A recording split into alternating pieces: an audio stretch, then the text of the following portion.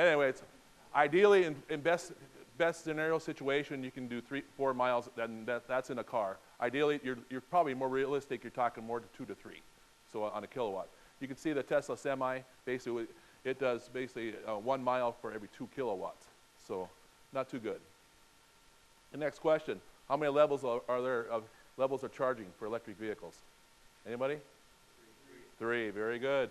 All right, so we have 3. We have basically AC, which is basically your 110. You got your 220, and then you have your DC fast chargers.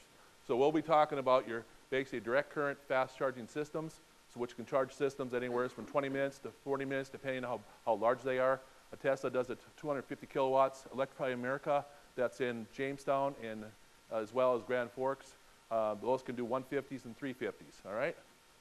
And so here's some of the barriers, especially in North Dakota, as far as temperatures, efficiency, just range anxiety comes out there a lot. So we noticed that through legislation. It wasn't well received, so. All right, next question. All right, what is the current cost of a kilowatt in the battery of an electric vehicle? How much are we talking?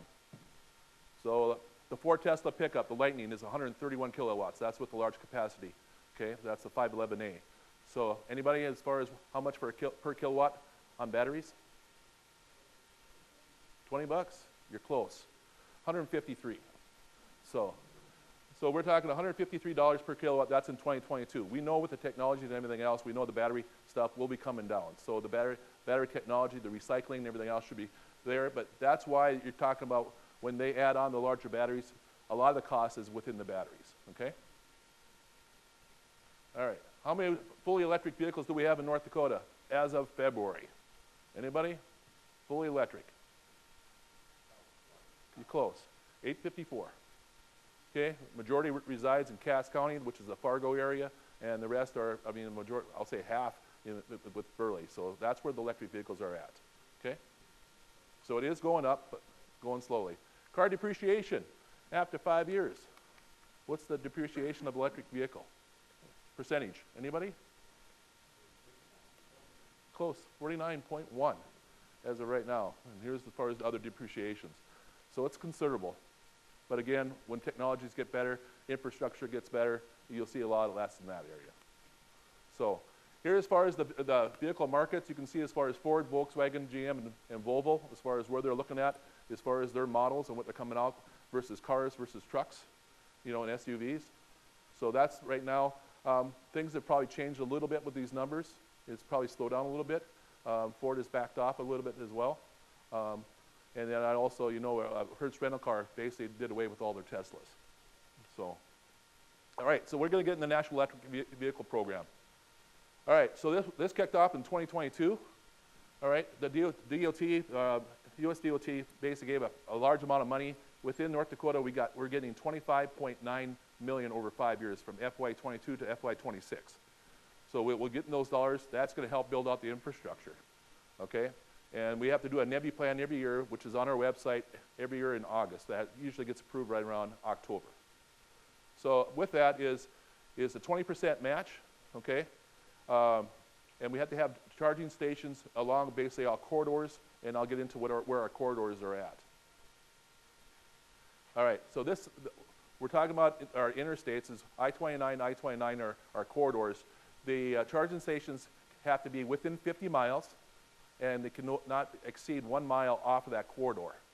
So we're talking I-94 and I-29, and we're starting from Beach all the way over to Fargo, and we're starting down from the Dakota Magic Casino all the way up to Pembina, so we're looking at putting chargers at all those locations, all right? So you kind of see where it's going on.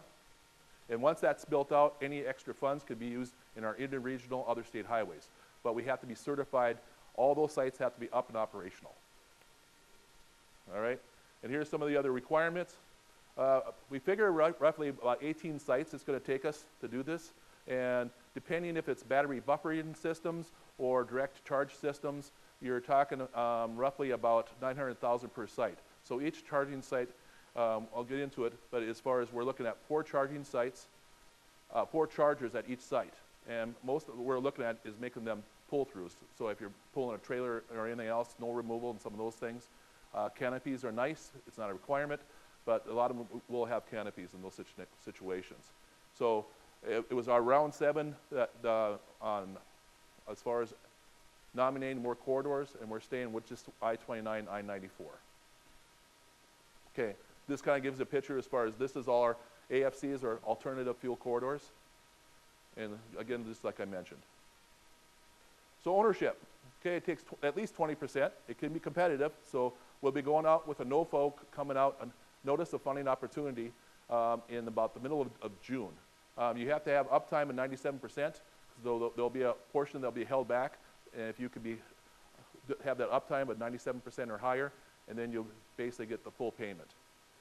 Available to the public, and there'll be scoring criteria as far as all the criteria of where you're located at, and all the amenities, you know, are you open 24/7, are bathrooms located, Wi-Fi, stuff like that, okay?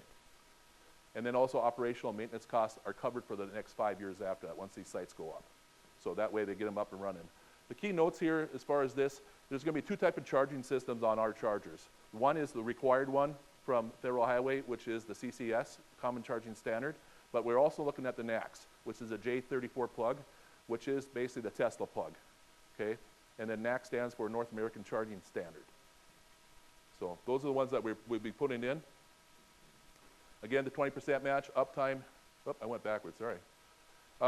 And this gives a map. My next slide will kind of show you where we're at. The 2 things off of here is PlugShare. If you go to plugshare.com, it definitely will show you where all the, I'll say, charging stations are at, and then you can filter it. Are they level 1, level 2, or level 3s? Okay, or are they Teslas? Okay, Teslas are not included in these, but Tesla is being, Ohio and Kentucky, when they activated their program, Tesla was involved as far as awarded some of their sites. So, getting into the sites. So what we're looking at right here, this kind of gives you a display of North Dakota of where we're looking at putting them.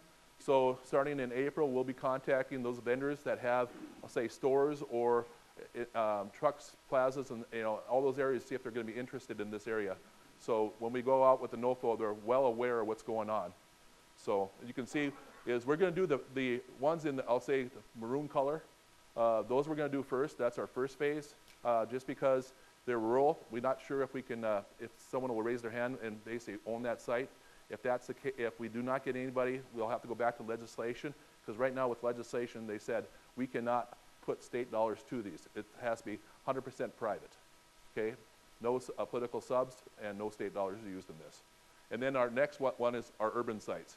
And like I mentioned, you can see Jamestown and Grand Forks that we don't have anything highlighted, because Electrify America meets the requirement of NEVI. So we don't have to count that, we don't have to build there if we don't want to. All right, so we talked about legislation, no political subs. As far as registration, people that have electric vehicle in North Dakota, they pay $120 above and beyond their registration per year. And if it's a hybrid, they're paying $60 or $50, and a motorcycle $20. We are doing a study right now for those people that would come in with electric vehicle from out of state. So we're doing a study right now as far as what it would take. They go to the charging station, they type in their zip code. Will they be added a surge charge or something like that? Because right now they would not be paying any type of road tax. And that's the big thing all over the United States as far as with these electric vehicles, they're heavier, and road tax is a big issue. So they're looking at different ways of doing it, pay by mileage or whatever else, okay? And then, so that's House Bill 1081. And then with West Fargo, Milton, Ederlin, and Glen Ullin, they're basically schools that got electric buses. So they tried them out. West Fargo's had theirs for a few years, and now this last year, those cities were awarded. And then we also are looking at, as far as state fleet, electrifying, some of those things in the future. So we'll have electric charging stations and those things. So, all right. The other thing we have as potential is we do have another grant besides the NEVI. It's called, the ATCM-TD grant. You can see as far as the acronym, what it says there. It's about approximately $1.5 million, and it's a 50-50 type grant. So we're looking at doing that, and those dollars can be used. It doesn't have to be 4 charging stations, at each site. It could be 2 or 1, and it's a lot more flexible. So there'll be some other opportunities for, I'll say, the Watford cities, the Williston's, the Minot Highway 2 corridor, 52, 85, and those things. So there are other opportunities that will be coming up probably later this fall. And I zipped through it pretty quick. So I roughly got about 10. You want to go now, or any questions? They are not allowed on the right-of-ways of the interstate system, so rest areas, they're not allowed. So, yes, sir. Power draw is to meet the NEBI standard, it has to be 250 watts to 920 250 volts to 920 volts. So, like the rural ones, we talked about having that buffering system where it could charge like 4 vehicles, which probably will never happen, where there'll be 4 vehicles at, say, in Beach, charging all at one time. And then that system can buffer and charge, to full capacity again. So they are looking at buffering systems, which roughly is about 600,000 compared to $1 million at the full electrical sites. So, anything else? Okay, I'll be around. There are handouts there on the table out there. So if you have any questions, also I have a booth downstairs. So, and then also if you just go to dot.nd.gov, you can type in the word NEBI and you can go to our page. So there'll be more things coming out. So that's all I got. Thank you.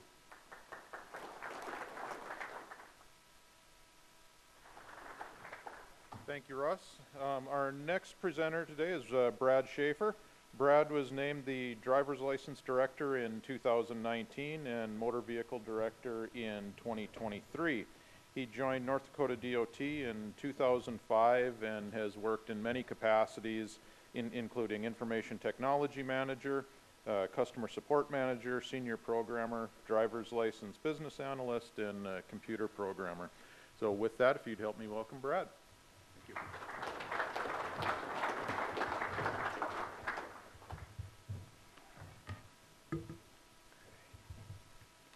All right, thank you, Scott, for that warm introduction. Because Russ talked a little quick, Scott did tell me to make sure I stall a little bit, and if I do need some filler, I do have some driver test stories that I can fill in at the end. But before we get to that, we are talking about something that is very exciting, and that's the mobile driver's license, mobile ID, or mobile credential. You may hear it said in 3 different ways, but they're all the same thing. That's really what we're looking at. So we know that a driver's license is much more than a piece of plastic. It originally started out to indicate the holder of that license could make the requirements to drive a vehicle. And since then, it has expanded into many more things. You need it to prove your age, prove your residency, and the list can go on. You need it to open a bank account, you need it to purchase a car, you need it to apply for government programs, buy a house, purchase a hunting license. You actually even need a driver's license to get married. Also, you need it to vote. That's kind of a big thing. So during the 2021 legislative session, DOT and the driver's license division thought that we really wanted to start looking at ways to provide this. So we wanted to go in front of the legislature and ask for permission to start looking at how we could really conduct a program like this. And when we were in a lot of hearings about it, and one of the questions that was asked a couple times to us was, well, why wouldn't we wait to other states kind of have this moving forward before we get involved? Because it's still such a very new technology. And our response to that was, well, we didn't want other states to really kind of dictate how we were going to do this. We wanted to be in those conversations, and we really wanted to help lead the way in this because it is very rapidly changing, and it has been really rapidly changing over the last 4 or 5 years. So you can see here, there are now, in 2024, a number of states that have legislative approval to move forward on this. And there is also quite a few states that are offering some type of mobile credential. That's the purple on the screen. But the problem that we have with some of those is that it's not going to be universally accepted across the country. And so that's really what we're working towards. So when we look at a mobile credential, the 3 things we really want to focus on is it is being smart, secure, and convenient. And I think sometimes the misconception is that a mobile driver's license is just a picture of your license on your phone. And that is the farthest thing from the truth. If that was the case, we could all take out our phones right now, take pictures of our license, and then we'd have potentially a mobile credential. But that would be very easy to counterfeit, and it's just not something that is going to work. So there's a lot of things that are going to be in the background of this, which we're going to cover here in just a couple minutes. So when we look at the smart side of things, we really want to make this easy to use. And when we look at a mobile credential, you never really leave your house probably without your phone, right?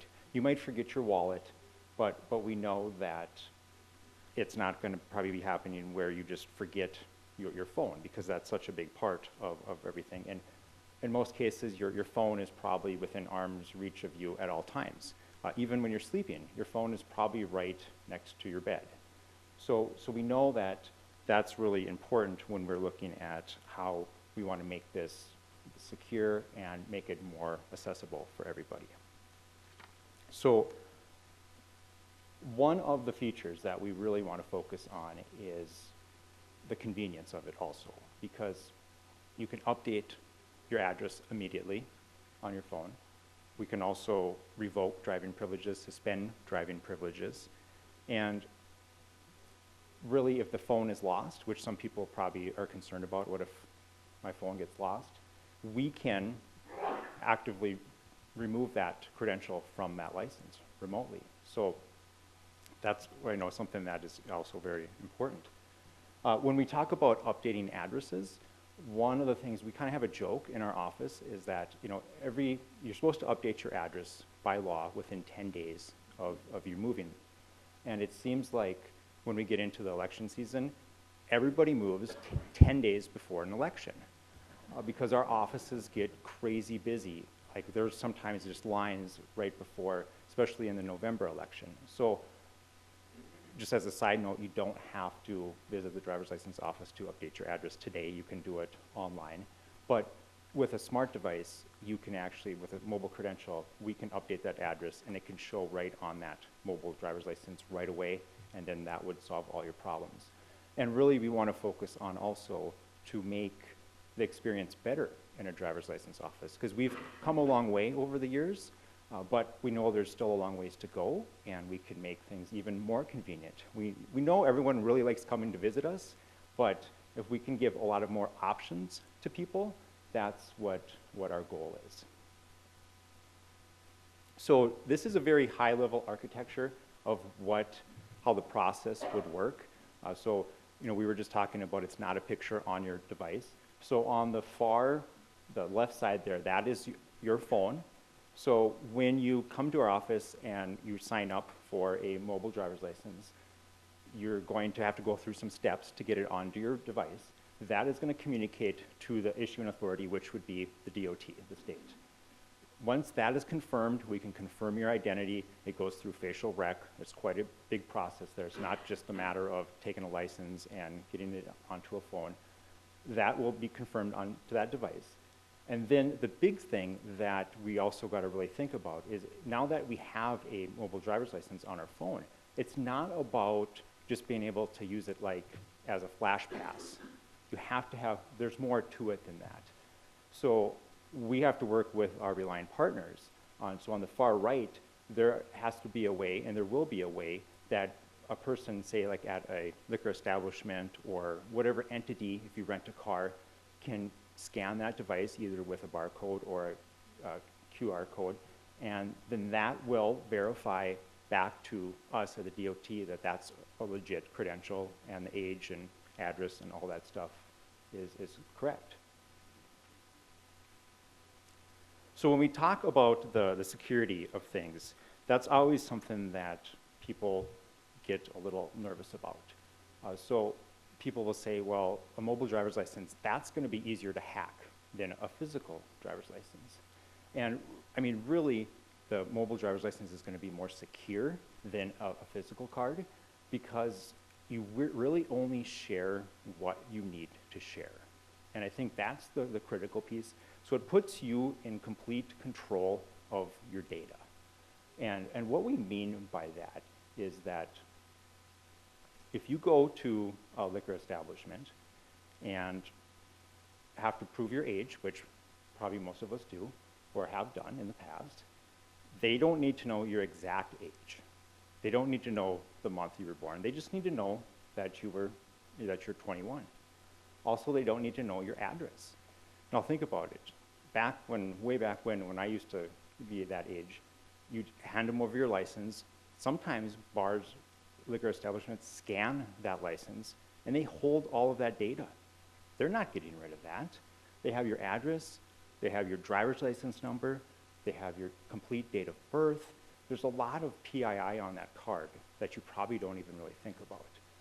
Also, they have your issuance dates on that driver's license card. Now, that's probably something you don't really consider, but that's something that can be very important to prove your identity. Just a couple weeks ago, I was working on my taxes, and that was one of the final questions to prove my identity was, what's the issuance date of your driver's license? So that is, something that you probably don't want to make sure that that doesn't get out too often if you are working in the electronic world. So what that looks like when you're proving your age is you will have an option to say what you are using your credential for. If it's just to prove that you're 21 and older, there'll be something you can select there, and it'll just give you that option. It'll say, yes, this person, this picture, they're 21. That's all you need to know. You don't need to know anything else about them. And we've heard examples where, not necessarily around here, but in other locations, in other states, where people that would hand over their driver's license at liquor establishments, that bouncers or people that are working the door sometimes could follow women home at the end of the night because they had their addresses. Now, think about that. I mean, that's something that you probably would think isn't possible, or people do that, but it does happen. So having this mobile credential is actually making it much more secure, because you are controlling exactly what is being passed to that person that is verifying that. And then, of course, if you need to provide more information, so like if you need to rent a car, well, that would be a situation where they would need to know your name, they probably want to know your residential address, all that stuff. So then that'd be an option that you then could show that and pass that. But again, it's really putting all the control in the person that has the device. And that's another thing I just want to highlight, is that we would never expect anyone to hand over their device to verify anything on it. The whole thing, that way this is going to be structured, is that the person retains their device at all times, even if you're working with law enforcement. This is something that we would not want devices to get out, and who knows what happens. That was a big concern when we were going through the legislative process with law enforcement of, they don't want to be collecting these devices either, because if something drops, breaks, there could be all kinds of issues there. So just talking a little bit more about the convenience, we never leave home without our phones. It's readily available wherever you're at, you can use that. There's even some people ask, well, what if you don't have cell service, you don't have Wi-Fi, can I still access that? There is a mode that it will still be able to use. Now, it's not going to be updated, so if you go update your address and then you don't have a connection, it wouldn't do that. But the next time you would get within range, that would pick up and update that. So that's also really, really nice. It provides those real-time updates.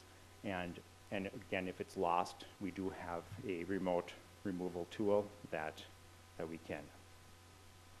The other thing is that the convenience factor is some of the scenarios that we've seen in our office is that people may fly to different locations, and then all of a sudden we'll get a call from somebody that's in a complete panic that they lost their driver's license and they can't get on the plane tomorrow to get back to North Dakota.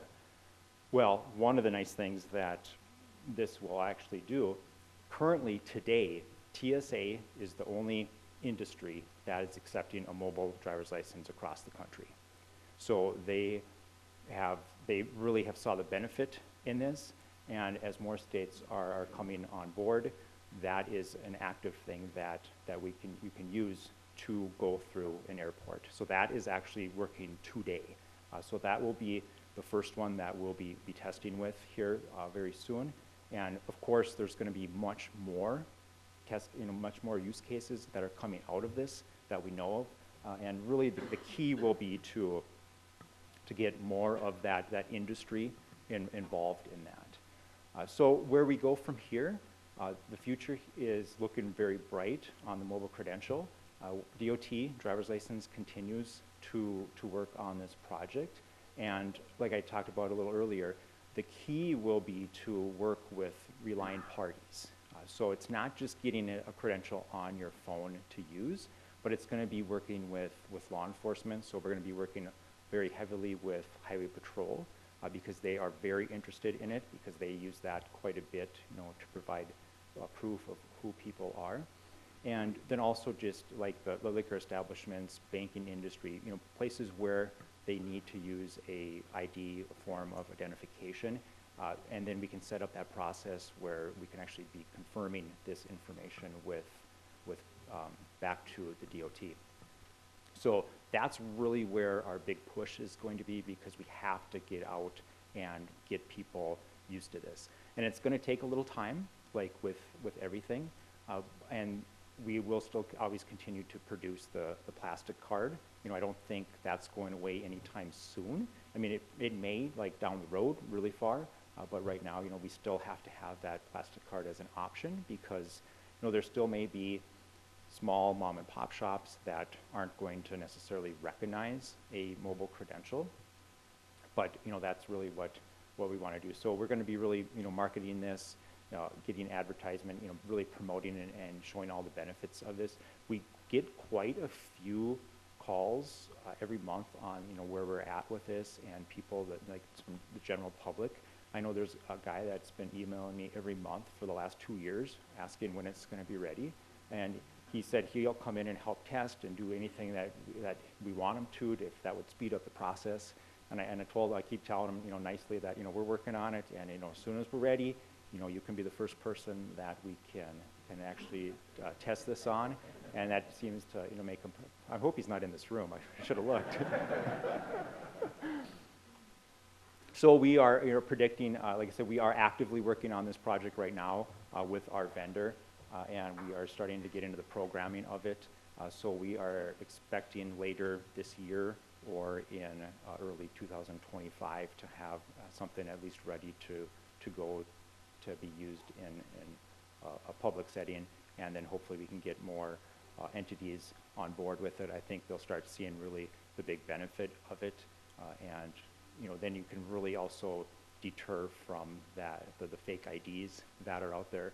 I don't know, last couple weeks you may have heard that there was an individual in Fargo that was mass producing fake identifications over the last year. He made over $40,000 in it, and it was an NDSU student. And of course, I think most of those were probably going to students that were not 21. So in cases like that, that's a huge risk, to the liquor establishments, to just the general public. And so then, having tools like this, it's going to be almost impossible to have a fake identity if you are using a mobile credential, just because of all the security and things that are behind that. And it's not even as easy as just taking your phone and saying, well, if I have a mobile ID on my phone, I'm 21, can I give it to my brother who's 20? Well, that is not going to really be able to work like that either, because on the phone to unlock your mobile identity is going to be biometrics. So it has to be facial recognition. So I mean, there's just, when you think about it, there's just going to be so much security that is going to be involved in that. It really will start, I think things will be getting less where people are doing counterfeit things and trying to get into places where maybe they are not allowed to yet as of that age. That is all I have. Any questions? Brian? Are people going to have one of each, or do you have to choose one or the other? So right now, that's a great question. You'll have both. So we're going to be issuing the standard driver's license, real ID, standard driver's license to everybody. You won't have a choice. You will always get that. And the mobile credential will be an option that you can have as a supplement. Because right now we're still in this time period where not everyone will be honoring the mobile credential. Right now only TSA does, but over time that may change. And then the other thing too we have to look at is that not everybody has a smartphone. You know, most people do, but we can never just say that, okay, in order to have a driver's license or an ID, you have to get a smartphone. So I just think the physical card will be around for probably a very long time yet. It'll be kind of more of just like a supplement. Yeah. Do you have any shareholder in other states yet, so we can talk about business with everyone? Yeah, so that's what we're working on. So, you know, there's an entity that kind of governs and helps states work together called AMBA, and they are going through quite a few sessions and coming up with best practices and really trying to make this work. And so we're not quite there yet, but I mean, really the vision will be that I have a North Dakota mobile driver's license. I can go anywhere and use that like you would today with a physical card.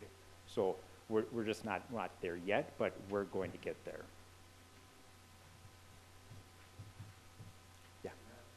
The application is going to be, is it going to be go into like a digital wallet within the device, or is it going to be a self-contained app outside of devices? Yeah. Yep, that's a great question. So we're going to give options. So it may be in your wallet or it may be in your app. It'll be up to you how you want that to look. So, yeah. Ed? Will there be additional cost for that, or is that being included with the normal? Yeah, so the legislator did pass a $5 additional fee to receive that, like that mobile driver's license. And that fee covers the back end servers and things that need to run in order to pass that communication back and forth. So it's a $5 fee initially and at renewal. Right now, our driver's license fees are $15 for every 6 years. So if you do opt into that, it would be $20 for every 6 years. Gary? So is this tied to your device? So if it is, what happens with your phone? Yeah, it is tied to your device. So if you get a new phone, there will be a process set up where you can remove that from your device. Or if you lose your device, we can also, the DOT can remove that from your device. And then if you get a new device, you'd go through the same process so you basically take a picture of your current driver's license, then you go through biometrics, and then there's some information you got to enter. Then that gets sent to DOT to approve. So if you give your phone to your friend and all of a sudden it's their picture on there and it's not matching what we have in our system, that won't be approved to be a mobile credential. So there's a lot of back-end stuff that will also be happening. It's not as simple as people think, like you just take that photo of your driver's license and now you have it on your device. So all that stuff, yes, if you lose your phone, you get a new phone, of course that all has to be incorporated. Also, if there are people, you know, probably my parents would be a good example where they share a cell phone. So how do you handle this if you only have one device? Or maybe there's 3 or 4 people that share that device. So that is also things that we are looking at and working through, but it really will still come down to that biometrics of that person. You know, you have to really prove who you are before you can access that credential on that device. Because, you know, if somebody would steal your phone too, you wouldn't want them to get access into things like that. Yeah. Now for, when you get a new phone, do you have to pay that fee again to get that set up, or is that in your general renewal? No, you would not pay that. You wouldn't repay that fee. You just pay it initially, and then, you know, every renewal it would just be that $5, and then you can transfer it between devices as much as you want. Yeah.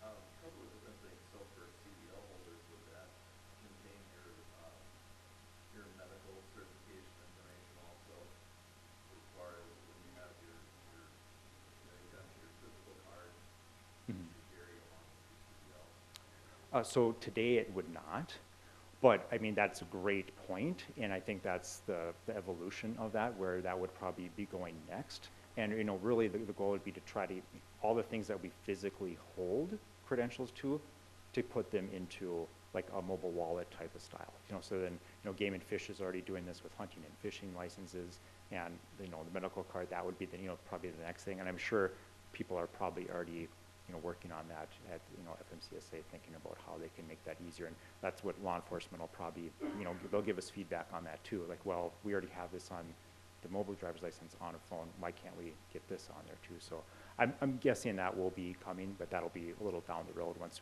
we get kind of through this initial understanding of how this will all work. So there's a privacy concern between the end user and the DOT. Does this actually give the DOT the ability to find that phone? No, that DOT would have no access to that. So you know, how we design this either in the apps or in the wallet, that would still be all through the actual provider. So we wouldn't be able to tell any of that information. Yeah. Can you speak to that triangle slide that you had showing the back end of the Mm-hmm. bar or the restaurant or the driver's license or the facility that might need to access that data? Yeah. What sort of cost do you anticipate or steps do you see on that third step of having to talk back with the user or? Yep, so, okay, so you're talking like, so that the right corner there. So the cost to that is something that is still being kind of worked out, and it's really gonna depend on how that industry wants to access it. So, you know, there are some states that, you know, buy extra readers and computers and, you know, more hardware to do stuff like that, but there's also a model where you can just have it on another cell phone where you could scan it. So that is still kind of being worked out, and you know, the states that I showed on the map previous to this one, you know, they do have, you know, technology like that. So we're trying to really narrow down, you know, like the best approach, and we don't want it to make a huge cost, because otherwise people aren't going to use it. And I think that's some of the conversations we've had already, even with the $5 fee. We want to be very conscious of that, saying, you know, we want everybody to use this that has a smartphone, and we want all industry that uses that ID or driver's license to prove identity to use this also, because it's going to, you know, better prepare them to make sure things are secure. And that's the other point too, is with an industry that's using this, you know, if they have to buy maybe a couple pieces of hardware, it's probably still going to save them a lot more money in the long run, because they're not going to be, you know, issuing to fraudulent people that are trying to cheat the system. So those details are still being worked out on that, but we'll have probably, you know, a lot more information on that as we get closer to how this will look. Yeah.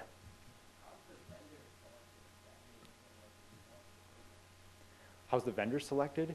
So that is, you know, that is up to really, you know, driver's license and DOT. We did a request for information earlier last year to kind of see what the market holds. And so now we are working, you know, our vendor is, we work with our state of record vendor. So that vendor was, you know, chosen a number of years ago. And one of the features of that decision was that they had this capability. So we were just really, you know, looking at that. And, you know, in the end, we have, you know, the best interests of the general public in mind, making this the easiest and most convenient. So we just kind of go through that process, and then, you know, determine like that would work the best for everybody. Yeah.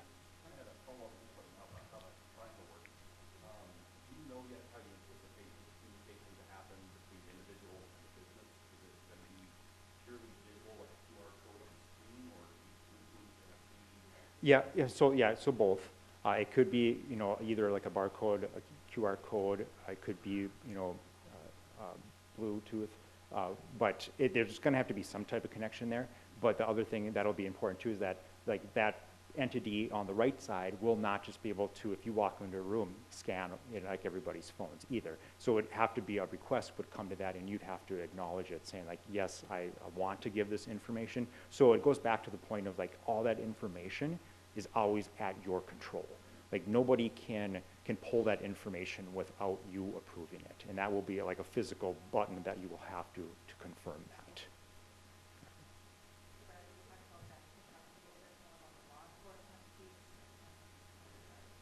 Yep.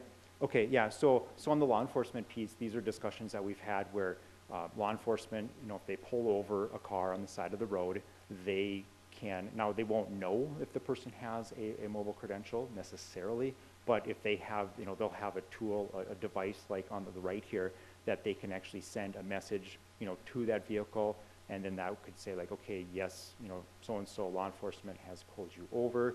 Do you want to confirm your credentials going back? Now that's kind of more of a safety thing. Obviously, the law enforcement, they don't have to do that. You know, they could approach the car, but it's nice for them too to know like who's in the vehicle. Now they may not necessarily be the driver, but it gives them, you know, a good idea what's going on, so they could run a lot of those checks in their vehicle from, you know, the safety of their vehicle before they even get up to the car. Because one of the things we also heard is that we got to be very aware of, you know, how many devices and things that law enforcement are carrying up to a car. You know, in case something happens, they still got to have a free hand. So I think, you know, and that a lot of that will still be kind of, you know, worked out once we get more into, you know, working and collaborating with Highway Patrol on this, how it would work for their business process, because we want to be very mindful of safety, because, you know, they're out on the roads, and when they pull people over, you never know what the situation will be. But then the other thing is too, will be that, you know, if you go up to the car, law enforcement comes up to the car, and they're, you know, you need to provide the proof of who you are, they will not be taking that device from you. And I know that was always a big concern. Like, people do not want to hand over their devices for various reasons. So there has to be some type of sync there, whether then again, if it's either a scan or a Bluetooth or some type of push notification. So those are still kind of being worked out. There's been a variety of those methods already tried in the field. So we just really want to kind of find out why or how is the best one's going to be for us. And this is really another reason why we went to the legislator in 2021 to get approval for this, because it's overall a very complex process. And when you start looking at all the little things that people use this driver's license for, we want to be just very mindful of making it the most secure for not only the public that are using it, but also the back end that are using this to prove who these residents are and whatever services they are trying to get. So we definitely have that in mind, and that's one of our top priorities, to make it secure for everybody that's involved in that transaction. Yeah. In terms of cybersecurity, is there like any way to have like a feedback that a license has been like used or something like this? A license been used? So yes, I'm not sure, like you said, Yeah. like, for example, you use like for Texas or whatever, so if they've been like used this specific like my number, my license number, is there like a way to have like feedback that then Yeah, I mean, I think that's also a really great question. I know one of the privacy concerns that, you know, I've heard before too is, you know, if people are using a mobile credential around wherever they're going, they don't want DOT to know what they're doing with it, right? They don't want to know that I went to the bar 5 times this week. So there's, you know, that privacy concern still that is going to be in there. So I think, you know, right now, to answer your question, like, we wouldn't, like DOT wouldn't be able to know that, but, you know, maybe the provider or how that looks in the wallet, that they may be able to do something like that. Because I mean technically, right, we're all in this room right now. If we have a phone, they could, you know, they could GPS us right to the spot. DOT can't do that.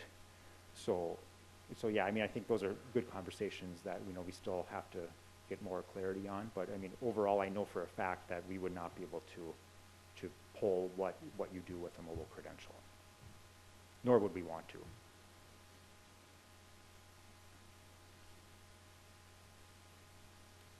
Anything else? Yeah. Yeah. When do you think is the procedure? I have a Schaffer car and a Buchholz. Okay. When do you think Schaffer cars going to be eligible for that? That's a great question. I guess I'm not sure. I haven't really heard much feedback on that. I'm guessing they might say, well, if, you know, all the states are doing some type of mobile thing, maybe that's not a high priority for us. You know, if you have the real ID, because, you know, you'll be able to get the real ID in the mobile fashion also. So I mean, but yeah, I think, you know, long term, I'm sure that's coming, but I have not heard any word about that. Robin, have you? No. So that, yeah, we haven't heard anything on that yet.